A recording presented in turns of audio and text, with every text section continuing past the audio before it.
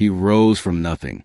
The son of a blacksmith who became the most powerful man in England, second only to the king.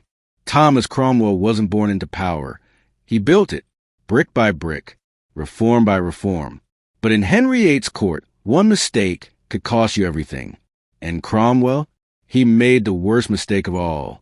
Cromwell started in the shadows. A runaway boy from Putney, he survived foreign battlefields, learned law, and climbed England's hierarchy with sheer brilliance.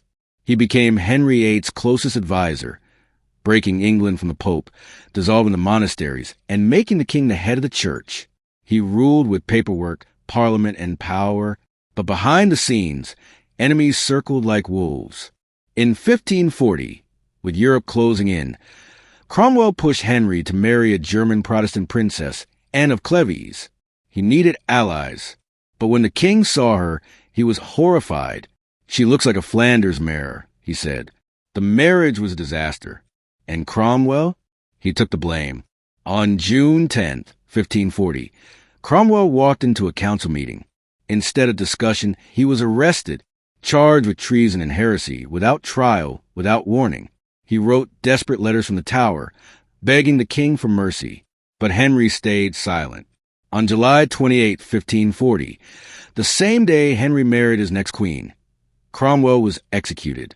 The crowd watched in horror as the axe fell not cleanly but brutally. The architect of England's greatest reforms died a traitor's death. Later, Henry regretted it. "He was the most faithful servant I ever had," the king muttered. But it was too late. Cromwell had already changed England, creating the government, the church, and the nation we know today.